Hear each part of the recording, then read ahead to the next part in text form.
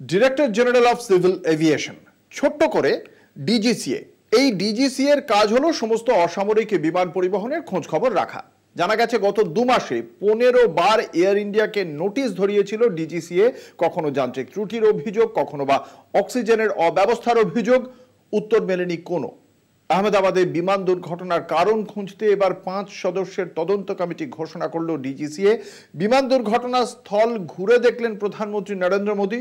কিন্তু প্রশ্ন হলো, ডিজিসিএ এত সব প্রশ্নের উত্তর এয়ার ইন্ডিয়া এড়িয়ে গেল কিভাবে?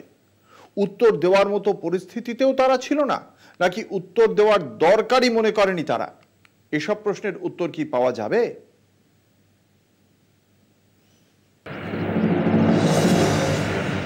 টেক অফ করার মিনিট 5-এর মধ্যে বড় বিপর্যয়। বিজে মেডিকেল কলেজ হোস্টেলের ছাদে 242 জন সওয়ারি নিয়ে ভেঙে পড়ে এয়ার ইন্ডিয়ার বিমান বোয়িং 787 ড্রিমলাইনার। বিমান দুর্ঘটনার পর শুক্রবার সকালে ঘটনাস্থলে যান প্রধানমন্ত্রী নরেন্দ্র মোদী। বিমানবন্দর থেকে ঘটনাস্থলে যাওয়ার আগে বিমান দুর্ঘটনায় মৃত প্রাক্তন মুখ্যমন্ত্রী বিজয় রূপানীর স্ত্রীর সঙ্গে দেখা করেন প্রধানমন্ত্রী। বৃহস্পতিবার রাতেই আহমেদাবাদে পৌঁছে গিয়েছিলেন কেন্দ্রীয় স্বরাষ্ট্রমন্ত্রী অমিত শাহ। 1.25 लाख लीटर ईंधन विमान के अंदर ही था और लगभग गर्मी तापमान इतना ऊंचा हो गया कि किसी को बचाने की मौका ही नहीं मिला।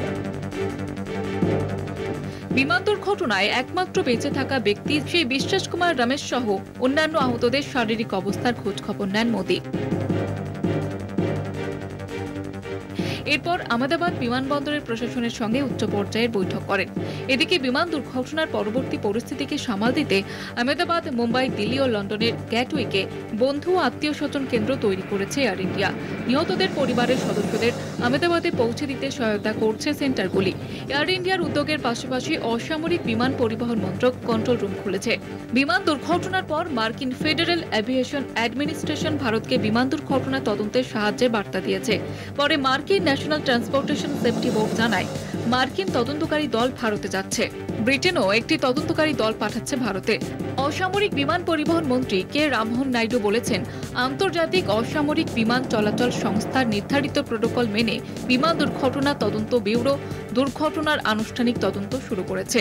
দুর্ঘটনার কারণ খুঁজতে 5 সদস্যের তদন্ত কমিটিও ঘোষণা করেছে ডিজিসিএ। জানা গেছে 2 মাসে 15 বার এয়ার ইন্ডিয়াকে নোটিশ ধরিয়েছিল ডিজিসিএ। কখনো যান্ত্রিক ত্রুটির অভিযোগ, কখনো বা অক্সিজেনের অব্যবস্থার অভিযোগ। উত্তর মেলেনি কোনো।